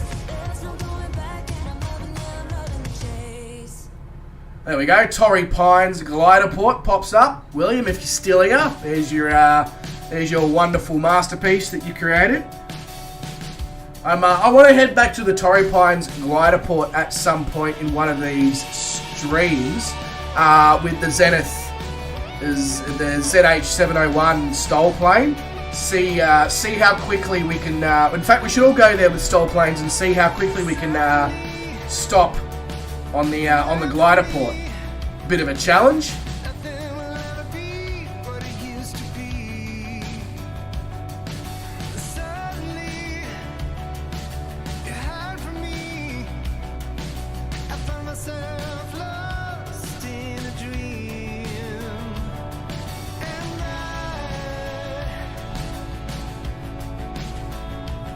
I'm not even lined up in the cockpit. I'm looking out my right-hand window. That's not going to help me situation in relation to getting this thing down at San Diego, that's for sure. I just wish the cloud would bugger off. I mean, we're at 4,000 feet. I want to see. I want to bloody see, you know? I can see clearly now the cloud has gone. Well, the cloud hasn't gone, but yeah.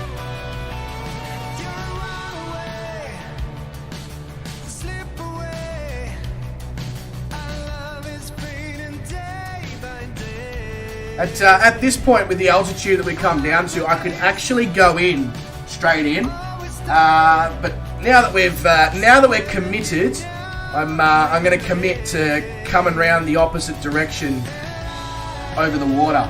I think that's correct. The one that comes over the water is the difficult, or starts. The ILS starts over the water. That is the difficult way to enter San Diego, isn't it? It's not the way that I'm coming in right now and I've made an error. I'm not super familiar with San Diego, you know, I don't live there. There we go, city of KSAN. over the left-hand side of the wing there. That's it's a nice bridge they've got as well over there. What's North Island? I'm assuming that's probably part of San Diego as well. There's a lot of I've noticed there's a hello. Okay, that was weird. That was really weird. My joystick just dropped out and dropped back in, and for a split second there, we were gonna complete the stream in the city of San Diego, quite literally.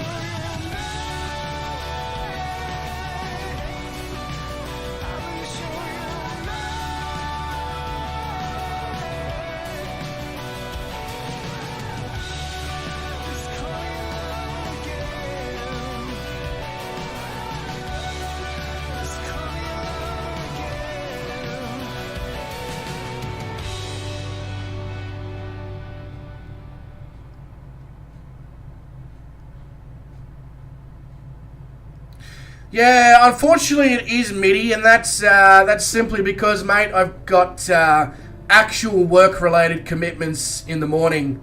You know, in a perfect world, I'd love to be able to just stream and make content all the time, and that's my job, and that pays the bills. But unfortunately, that's not the real world. So, yeah, I've got to finish up the stream at a relatively normal hour of the evening.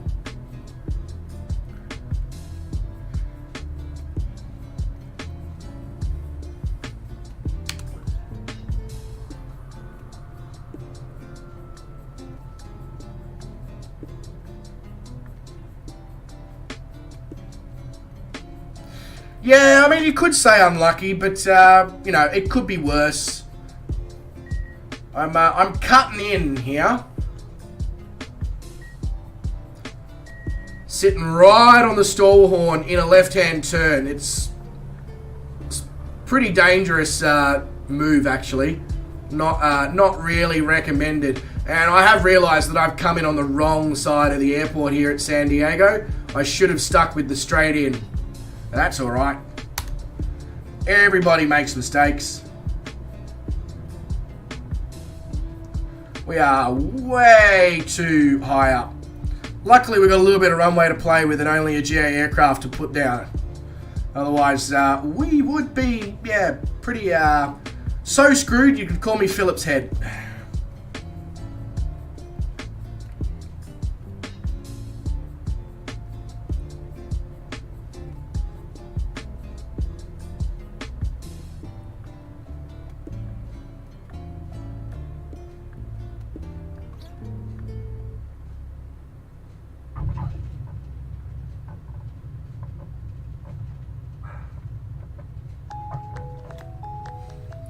I was trying to gently put the nose gear down with that one because I know that flying GA aircraft, one of the things I struggle with is I can touch down really nicely, but getting the nose gear to come down nice and slow and soft is one of my Achilles heels. Even when I put the bloody effort in on it, I still can't get it to damn well happen. Can I have a runway exit here, guys? The colour of your grass is the same way as your same colour as your taxiways, which is not great.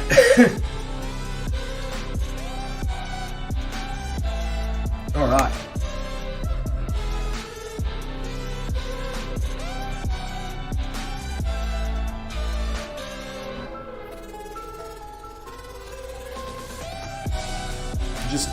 Just looking at little nav map to see whereabouts I am, whereabouts to go to get into some parking.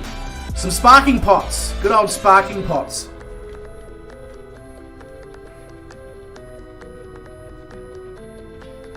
There's a bloody Sheraton hotel behind San Diego Airport here, right on the marina. I'm honestly surprised, actually, that they haven't moved San Diego Airport as the population increased and the airport had more and more demand coming to it.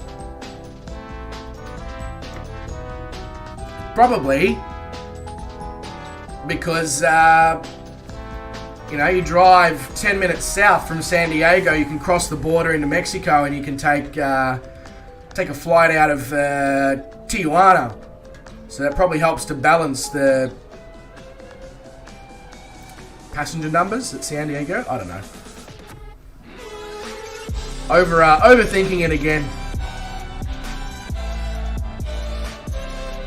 But I don't even know if this is a parking spot here, but it's out the front of a aircraft hangar. Therefore, I'm just going to utilize it as a parking spot. Pretend that this is my storage location here in San Diego until the next World Adventure flight.